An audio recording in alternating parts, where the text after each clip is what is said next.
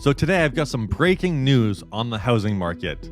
Yesterday, Donald Trump just announced a new plan that aims at fixing housing affordability, and the headlines are everywhere already.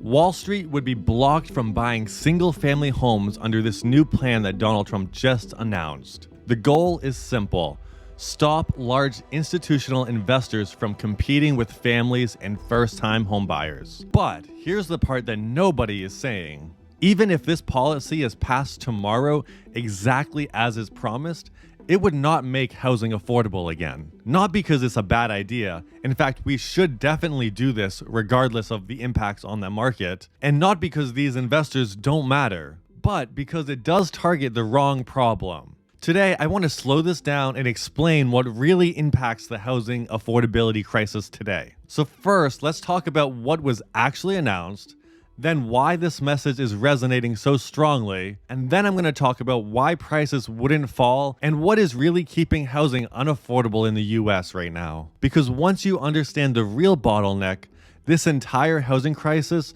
looks very different. So first, what was actually announced yesterday? So let's be extremely precise about what was actually announced, because this is where the confusion can start. Yesterday, Donald Trump said his administration would move to ban or sharply restrict large institutional investors from buying single-family homes in the United States. The framing was very clear. Single-family homes, he argued, should be owned by families, first-time buyers, and just everyday Americans. Not hedge funds, not private equity firms, and not Wall Street. And on the surface, that idea makes a lot of sense. Institutional buyers often pay in cash, close quickly, and waive all contingencies. And that means they can outcompete regular buyers, especially in these tight markets. So when you hear we're going to stop Wall Street from buying up homes, it feels like someone is finally stepping in. But here's the important distinction.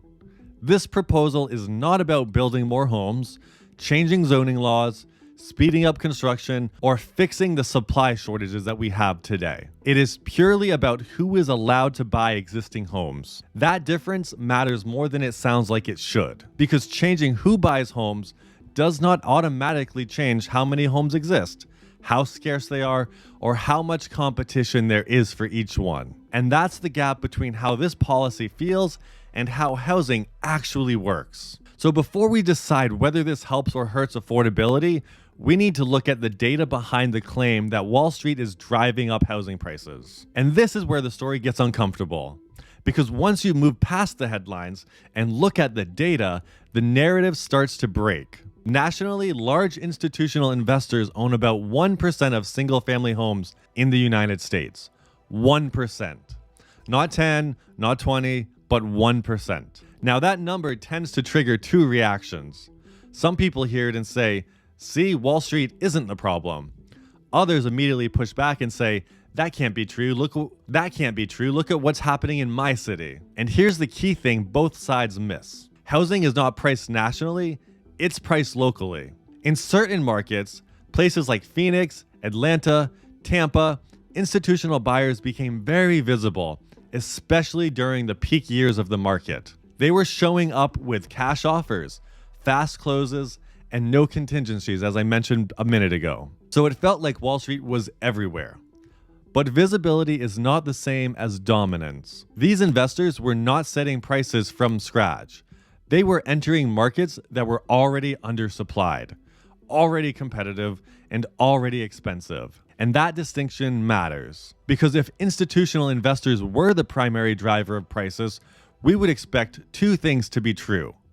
First, prices would fall sharply where they exit, and second, affordability would improve meaningfully once they're gone. And that just hasn't happened. Why?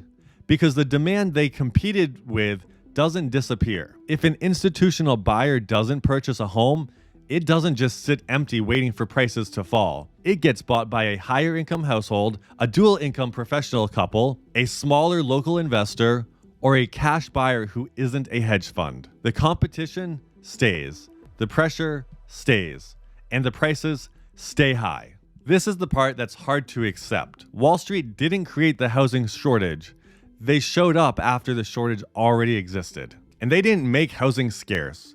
They took advantage of a market that was already broken. And that leads to a very uncomfortable conclusion. If banning institutional buyers doesn't increase the number of homes, if it doesn't change zoning laws, if it doesn't speed up construction, then it doesn't fix the underlying problem. So why does this message still feel so convincing? That's not an economics question, that's a psychology and politics question. And that's what we need to talk about next. So why this message works. So if the data doesn't support the idea that Wall Street is the main driver of housing prices, why does this announcement feel so powerful? Because it matches how housing feels. Housing doesn't feel expensive, it feels unfair. People don't experience zoning laws or permitting delays. They experience losing homes to cash offers. They experience competing with buyers who don't seem real. Blaming Wall Street gives people a clear villain. Not an abstract system, not years of policy failures, a villain with a name and a logo. And politically, that's incredibly effective. It creates more clarity, families versus corporations, people versus Wall Street. But it also avoids a much harder truth. Housing is expensive largely because of local policy choices, zoning rules, density limits, and neighborhood resistance to new housing. I've broken all of these down in past videos, so make sure to check out my other videos if you want more details on some of these issues. And the same communities that complain about affordability often fight against new construction in their towns. They oppose apartments, they block density, they protect property values. So instead of saying, we made housing illegal to build affordably, it's far easier to say, Wall Street did this to you. That's why this message spreads so fast. Not because it fully explains the crisis, but because it simplifies it. And that simplification is exactly why the real problem stays unresolved. At this point, a lot of people are thinking the same thing. Okay, even if Wall Street isn't the root cause, if we ban institutional buyers, won't prices at least come down? And this is where expectations collide with reality. Housing prices are not like stock prices. They don't adjust quickly. They don't fall just because one group of buyers leaves. Housing prices are sticky, and they're sticky for a reason. Most homeowners don't sell unless they have to. They don't panic sell. They don't cut prices just to be nice. Local governments don't want falling prices either. Lower prices mean lower property tax revenue. Lower revenue means budget shortfalls.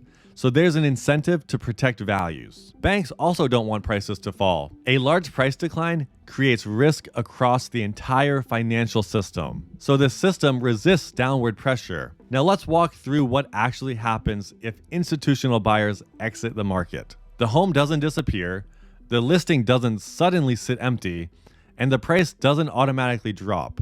Instead, one of three things happen. First, an owner-occupant steps in, a higher income household, a dual income professional couple, someone who already was waiting on the sidelines. Second, a smaller investor replaces a larger one.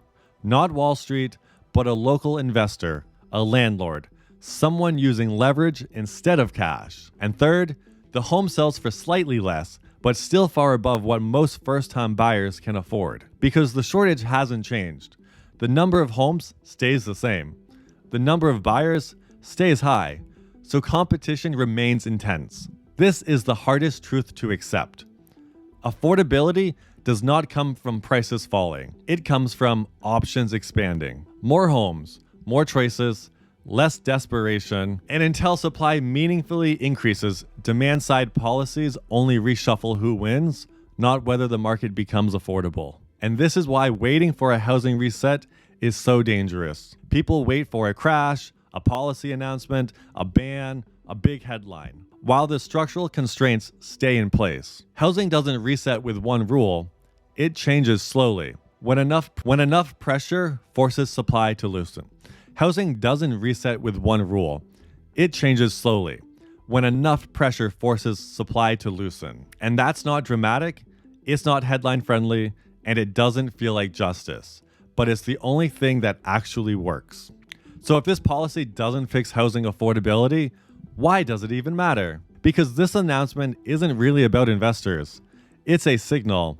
It tells us that housing affordability has crossed a political threshold. For years, housing was treated like a local issue, something cities and states dealt with quietly, something national leaders avoided talking about. And that's no longer possible. When a presidential administration is talking about banning entire classes of buyers, it means the pressure has reached to the top. Voters are angry, buyers are frustrated, renters feel locked out. And leaders now have to look like they're doing something. That doesn't mean this is the solution. It means housing is officially a national problem, and that alone changes the conversation. Because once housing becomes unavoidable, structural reform becomes inevitable. Not quickly, not cleanly, and not without resistance. But the fact that this conversation is happening at all tells us something important. The status quo is no longer stable, and that sets the stage for what actually fixes housing and why it's so hard to do so. So here's the real takeaway. This announcement sounds like a housing reform.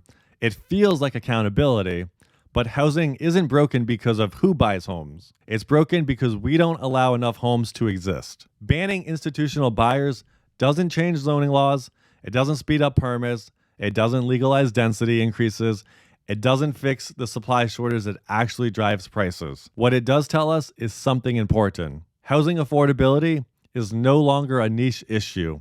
It's not just a local problem, and it's not something leaders can ignore anymore. That matters a lot, because real housing reform isn't dramatic. It doesn't come from one announcement.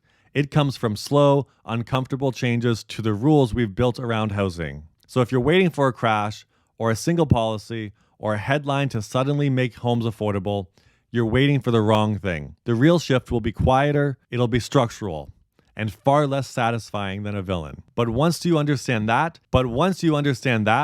the housing market stops feeling chaotic and starts feeling predictable. If you want to understand what actually changes housing next, and not just what makes headlines, subscribe, because this conversation is only getting started.